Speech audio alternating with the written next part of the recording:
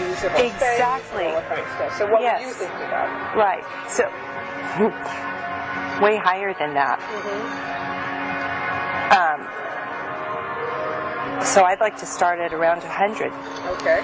Let the bidding begin. That is audio from a newly released covert video made of a Planned Parenthood official haggling, negotiating over the cost of what they refer to as fetal tissue. It's dead baby parts is what it is, the results of these abortions at your federally funded Planned Parenthood. Joining us right now is Father Frank Pavone. He is, of course, the man who runs Priests for Life. And thank you so much for joining us, Father Frank. Hey, it's a pleasure to be with you. Thanks for having me. Well, I know that your organization and many other pro-life organizations have been talking about the seedy underbelly, as if abortion isn't already kind of a seedy underbelly, all of the other atrocities that go on at Planned Parenthood. Were you surprised when you saw these videos? No, not at all. In fact, I've been on the inner circle of this project and was involved also in the initial expose because we've known that this has been happening. And back in the late 90s, I worked together with Life Dynamics to bring about the first revelations that the abortion industry is selling these body parts, and that got out. But this new set of evidence has been getting even more attention because it involves the highest levels of the Planned Parenthood executives who know and willingly consent to the sale of these body parts, which is against both state and federal law. Father Frank, you know that there are pundits out there and politicians who will defend Planned Parenthood and the things that they do without question, just blindingly defend them. And I want you to listen to this. This is Alex Wagner yesterday, host of an MSNBC show, sort of trying, I think, throwing a trial balloon out there of a potential defense or rationalization of this behavior by Planned Parenthood. Listen to this, Alex Wagner.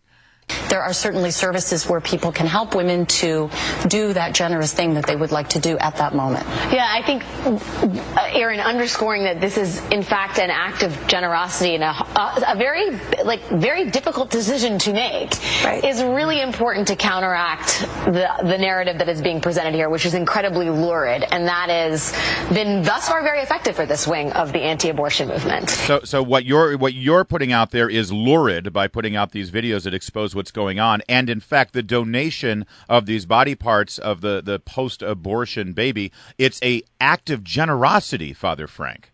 Yeah, you know, it's amazing. We can rationalize anything, but the great thing about this debate is that once you start talking about the livers and the eyes and the brain, and you see the order forms for the sale of these, the American people cut through, for the most part. Most people have enough of a conscience to cut through those abstract rationalizations and to say, this is horrible, enough is enough. And that's exactly the kind of reaction we're seeing in the grassroots from coast to coast. Well, you said that you were on the inside circle of this project. Yeah. So give me just a little bit of background on how this project got started, how it evolved, and how long it's been in process. Yes, the investigation's been going on for about 30 months, and that was the same as the same amount of time actually as the one in the late 90s, because it takes time to get into the conferences. This involved getting into conferences of the abortion providers. It involved building relationships and setting up these various interviews, and then of course it involved a careful analysis of the documentation and the video footage that was obtained to figure out whether all the bases were covered. In other words, we know the kind of objections and excuses that Planned Parenthood is going to use. And so to gather together evidence that will then specifically answer those objections has also been part of the process. And David Daleiden set up, whom I've known for a couple of years, set up this organization that posed to be one of these middlemen tissue procurement organizations. Right. And and then it went from there. It's not that difficult to get this kind of information. As I always say, Planned Parenthood is doing our work for us, we who are trying to expose the horror of abortion and what happens after abortion. You know, they're doing it. We just have to expose it. Well, listen, when you hear these videotapes and you see these videotapes, it's really it's abhorrent to hear the conversations that are taking place. Here's my question. You say you were on the inside, and we've now seen 2 of these videos. Would I be correct in suggesting that we're not done yet? Absolutely. There are dozens of hours of video footage, and they're going to be released piece by piece on the average of once a week for at least the coming 5 or 6 weeks. Oh my! And so this is going to be an ongoing story, and there's also a lot of documentation that goes with it. I understand that. It's and just so that I have an understanding of what we're in for in the days ahead. Have we seen the worst of it, or is there stuff that's even more shocking? Even more shocking and even more poignant, because we're going to hear, for example, from some of the people who actually dealt with the body parts and the transactions and ended up in post-traumatic stress disorder because of the terrible impact this has on those who are actually doing the work. And, that's a whole dimension of this, too. You think of the human response of the people doing this and the moms who've had abortions, even if they have been directly involved or they don't know if their baby was, cut up and sold.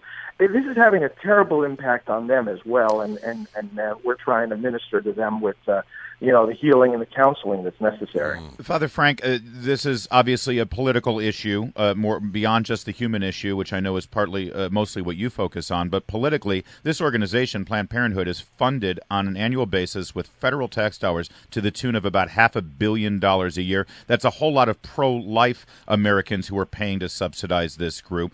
Do you think that these videos now are going to be an impetus for politicians to sort of re-examine that federal funding? Yeah, definitely, and we work closely with members of Congress and people on the state level too, who have been trying to defund Planned Parenthood for a long time. But many of the American people, they don't even realize that Planned Parenthood does abortions, much less sell the body parts afterwards. And so now, as more people have become aware of that, I think these state and federal legislators are going to find a lot more support for drawing away that funding. And we're going to be certainly encouraging that action. And along the political lines too, the candidates for president, most of them on the Republican side have spoken up against this atrocity. And I want to hear from Hillary Clinton, and I want to hear from those others in the Democratic Party, whether they're candidates or not. I want to hear a little bit of condemnation from them, too, about what Planned Parenthood is doing. It is amazing yesterday that every Republican candidate had to comment on the antics of Donald Trump, but not one Democrat was asked to defend their unblinking support of Planned Parenthood, Father Frank. That's right. And this is an imbalance that needs to end, and that's one of the practical things that people can do, especially if they tend to be supportive of people like Hillary Clinton. Ask her. I mean, it's a or Martin O'Malley, who has been on record just in the last few days saying that all lives matter. Yes, all lives. Yes. Exactly. Father Frank Pavone, Priests for Life. It's priestforlife.org, and I do recommend that you go to the site, because the other good thing about Priests for Life is obviously they are pro-life, and they are trying to stop this horrible act of abortion, certainly from our federal funding of it. But they also have a lot of services and information for pregnant women who are in crisis and want help, and that's important as well, just as important, in fact. Thank you so much, Father Frank. Yeah. Thank you for having me. Thanks a lot.